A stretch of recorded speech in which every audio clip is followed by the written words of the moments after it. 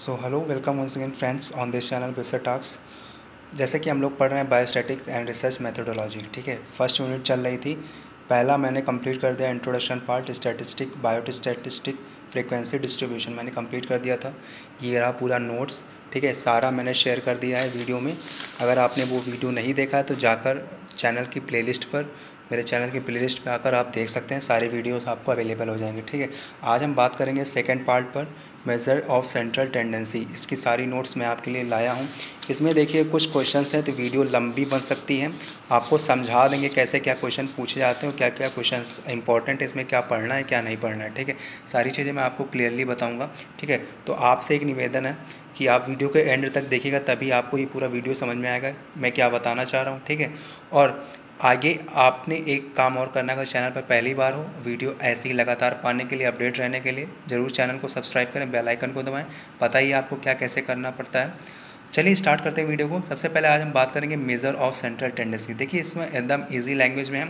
और रही बात, इसमें थ्योरेटिकल जो पार्ट है वो आपको थोड़ा, कहते हैं ना कि न्यूमेरिकल से थोड़ा समझना पड़ेगा। ठीक है, अगर आप न्यूमेरिकल समझ जाते हैं, जो क्वेश्चन के पैटर्न होते हैं वो समझ जाते हैं, तो आप थ्योरेटिकल अपने आप लिख सकते हैं। ठीक है, वैसे भी थ्योरी इसका पार्ट ज़्यादा कठिन है नहीं। तो जैसा कि क्या कह रहा है, मेजर ऑफ सेंट्रल टेंडेंसी में क्या कह रहा है, a measure of central tendency is a single value that attempts to describe a set of data by identifying the central positions within that set of data, also called as central location. ठीक है, इसका the mean often called average. ठीक है, मतलब कि आपका जो central tendency वो ऑल्सो क्या कॉल्ड कहलाता है, average is the most likely measure of central tendency. ठीक है, but there are other such as median and mode.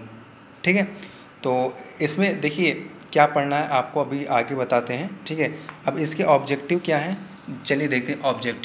Objective क्या कह रहा है कि objective of measure central tendency what is there, to present a brief picture of data, it's helps in giving a brief descriptions of main features of the entire data. ठीक है, आगे क्या कह रहा है, एसेंशियल फॉर कंपैरिजन। ठीक है, तीसरा क्या है, हेल्प्स इन डिसीजन मेकिंग। ठीक है, तो ये सारे पॉइंट्स आपके हैं, ये जो आप नोट करना चाहें तो वीडियो को पॉज कर नोट कर सकते हैं। तो there are only 4 objective of measures of central tendency. ठीक है, तो लास्ट आपका क्या है, फॉर्मुलेशन ऑफ पॉलिसीज़। इसमें क्या लिखा है कि many government relay on this medium while farming and policies. ठीक है, आगे क्या कह रहे हैं, अब इसके टाइप्स देख लें, सेंट्रल टेंडेंसी के क्या क्या टाइप्स हैं। ठीक है, तो सेंट्रल टेंडेंसी के टाइप देखें तो सबसे पहले ये डिवाइड है आपका 2 पार्ट में, मैथेटिकल, एवरेज। देखिए सेंट्रल टेंडेंसी को एवरेज भी कहते हैं, तो अगर इस नाम से आया तो आप ज़्यादा कंफ्यूज मत होइएगा, इसी के बारे में पूरा आपको लिखना पड़ेगा। ठीक है, तो क्या कह रहा है, सेंट्रल टेंडेंसी किसको कैसे क्या क्या टाइप में, चलिए देखते हैं। सबसे पहला डिवाइड करें तो 2 टाइप में डिवाइड है, मैथेटिकल और पोजिशनल। ठीक है, इंपॉर्टेंट है आपका मैथेटिकल टेंडेंसी या एवरेज। ठीक है, तो इसमें आपके 3 पार्ट में फिर से डिवाइड हो रहा है। पहला क्या है, अर्थमेटिक मीन, दूसरा क्या है, ज्योमेट्रिक मीन्स, तीसरा क्या है, हार्मोनिक मीन्स। ठीक है, तो ये इंपॉर्टेंट पॉइंट है। अब यहाँ से वीडियो इंपॉर्टेंट होने वाली है, इसमें आगे क्वेश्चन जो होंगे वो आपको समझने पड़ेंगे। ठीक है, लास्ट में आपका क्या है, अब अर्थमेटिक मीन फिर से 2 पार्ट में डिवाइड है, अर्थ में सिंपल अर्थमेटिक और वेटेड अर्थमेटिक। ठीक है, अब दूसरा क्या है, पोजिशनल में आपके 2 पार्ट में डिवाइड है, मीडियन मोड। ठीक है, तो ये लास्ट वीडियो में पढ़ेंगे, आज हम पूरा ये कंप्लीट करेंगे, ये वाला वीडियो। ठीक है, तो इसमें हम पढ़ेंगे केवल कितना पार्ट, अर्थमेटिक, ज्योमेट्रिक, हार्मोनिक को छोड़कर आज हम पूरा arithmetic mean, simple arithmetic, weighted arithmetic के छोटे छोटे जो पार्ट हैं वो सारे आज हम कंप्लीट करेंगे इस वीडियो में। ठीक है, तो चलो शुरू करते हैं। अब जैसे सबसे पहले हम बात करेंगे क्या, मैथेटिकल एवरेज। ठीक है, तो मैथेटिकल एवरेज जैसा कि आप पीछे देखा था, जो आपके चार्ट बना लिए होंगे तो आपको समझ में आ जाएगा।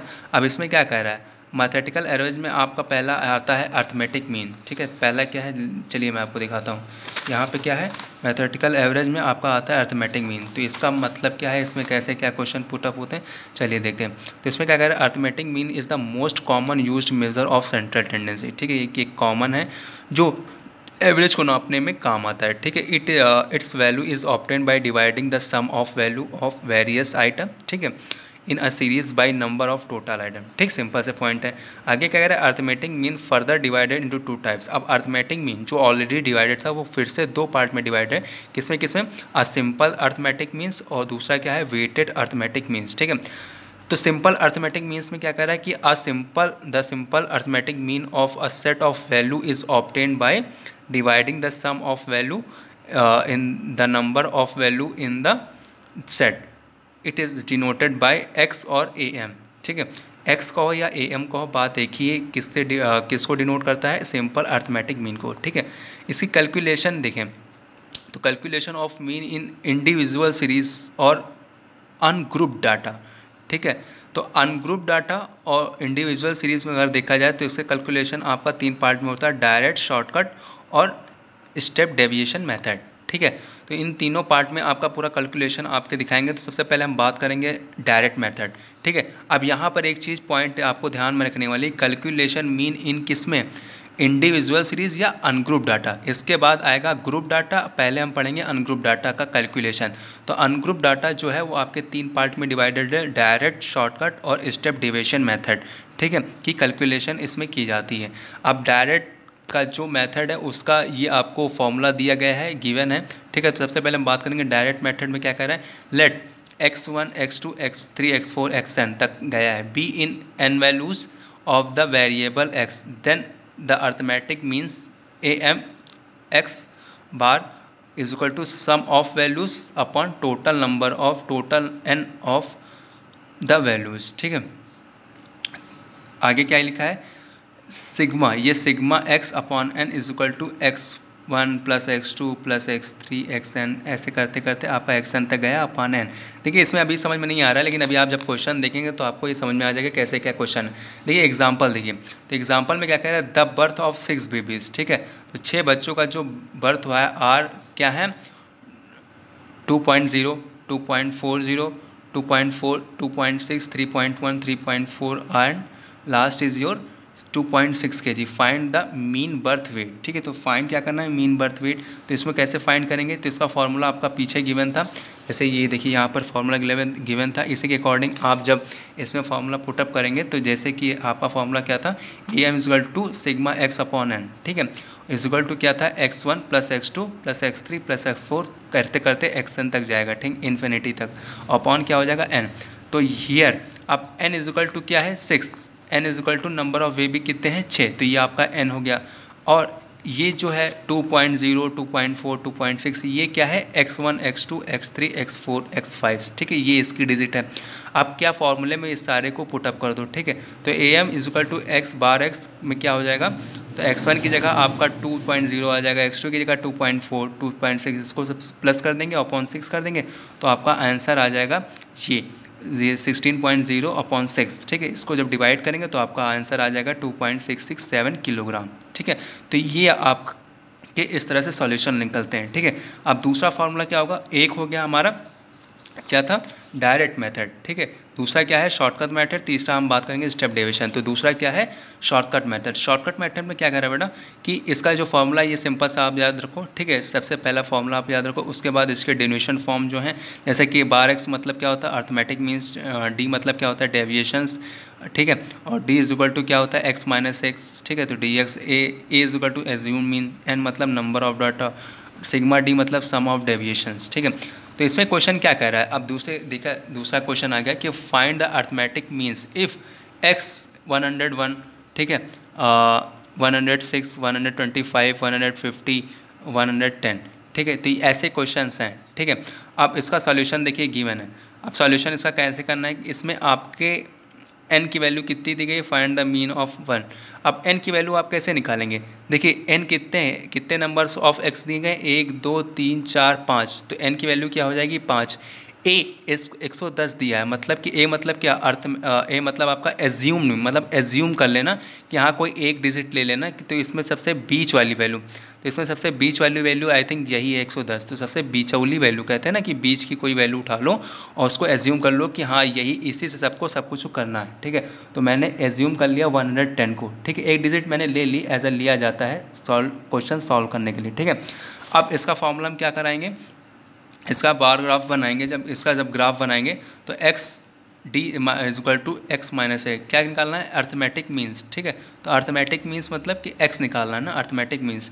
तो अर्थमेटिक मीन्स का ये एक्स गिवन है, एक्स 101 106 ये पूरा गिवन है, ठीक है। एज्यूम वैल्यू मैंने 110 ले ली थी, ठीक है। अब क्या करेंगे, डी इज इक्वल टू लिखा है ना अर्थमेटिक मीन डिविजन में मतलब x minus A d x, ठीक है। तो d is equal to x minus A, तो x की वैल्यू ये थी 101 माइनस 110, ए क्या था एज्यूम वैल्यू मतलब ये, तो 101 में से 110 जब माइनस करेंगे तो -9 आएगा, ठीक है, समझ रहे हैं ना।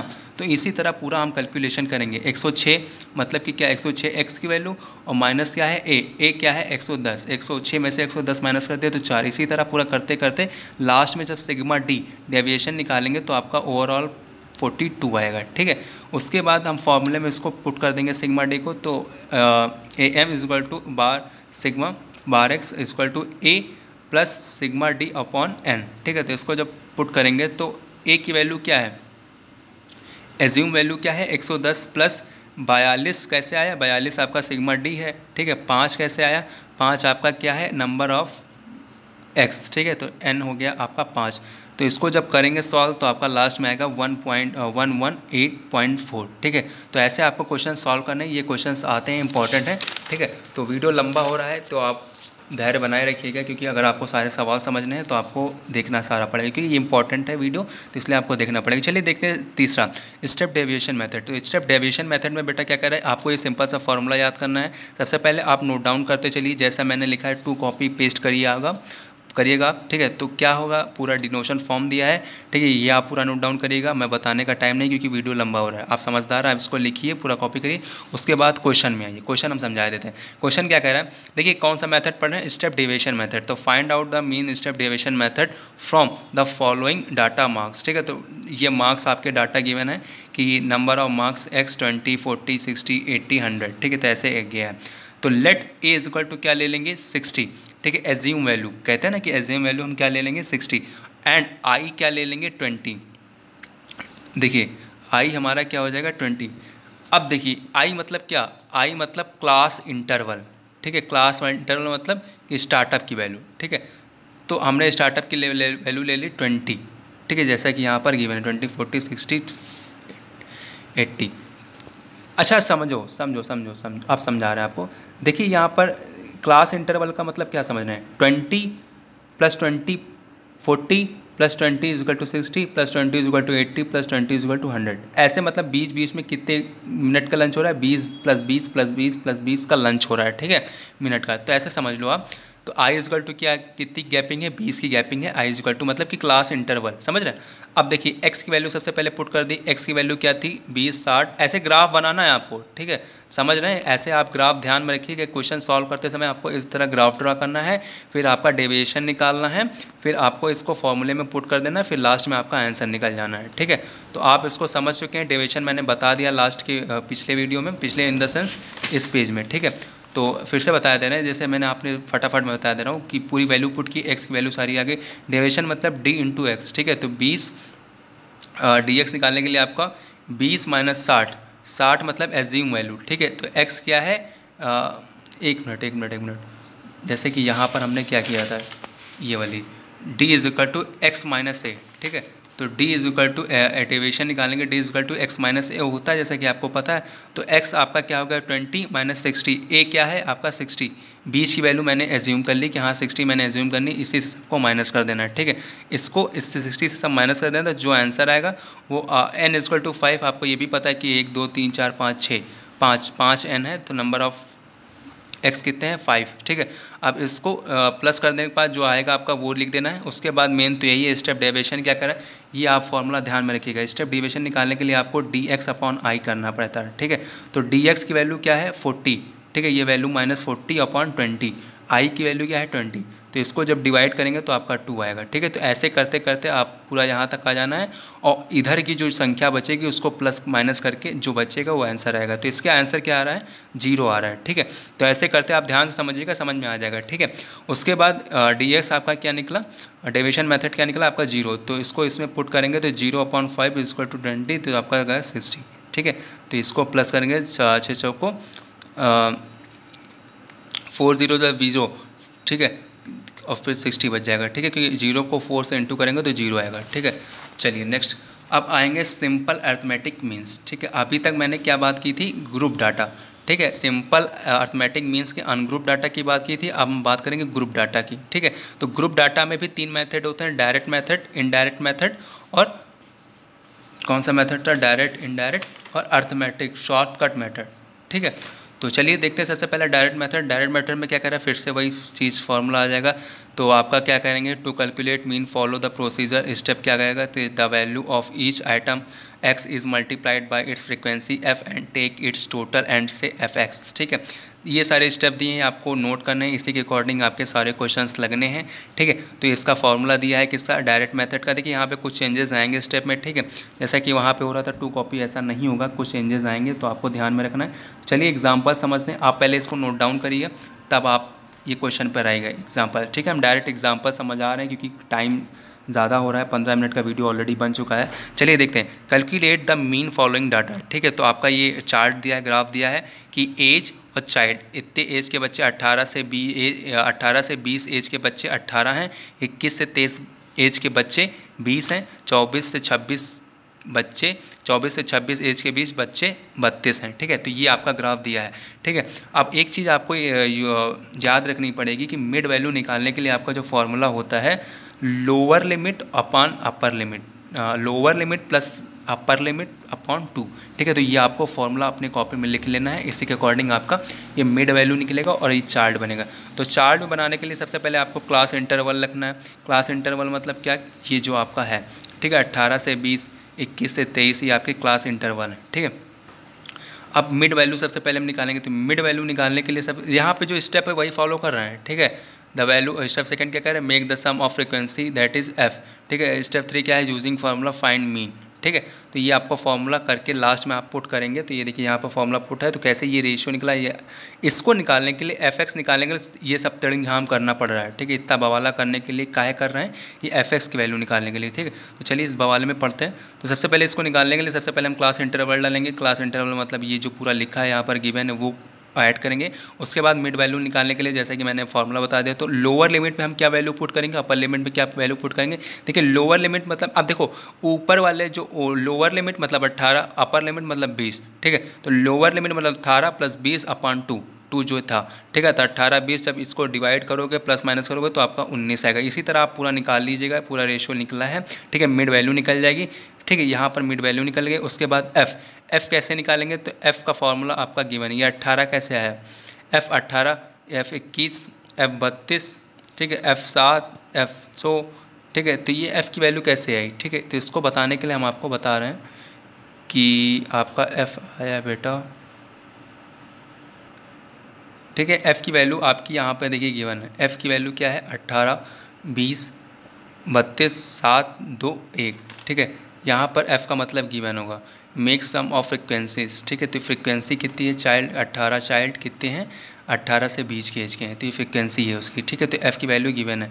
अब F रेशियो पूरा बार निकाल सिग्मा निकालेंगे तो ओवरऑल 80 आएगा, ठीक है।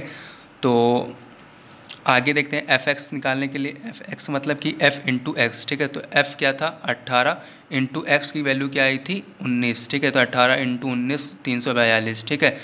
अब क्या होगा 20 इंटू 22 इक्वल टू 440। इसी तरह आपको इंटू करना, F इंटू एक्स लिखा है ना, तो ये आपको पूरा करना है। उसके बाद सिग्मा Fx क्या आएगा आपका इतना 1000, जब ओवरऑल प्लस करोगे तो आपका आएगा 1874, ठीक है। उसके बाद हम क्या कर देंगे, देखिए हमारा क्या निकल गया सिग्मा Fx निकल गया और सिग्मा F निकल गया, ठीक है। तो यही आपकी वैल्यू ऊपर गिवन थी, देखिए x equal to sigma Fx upon sigma F, ठीक है।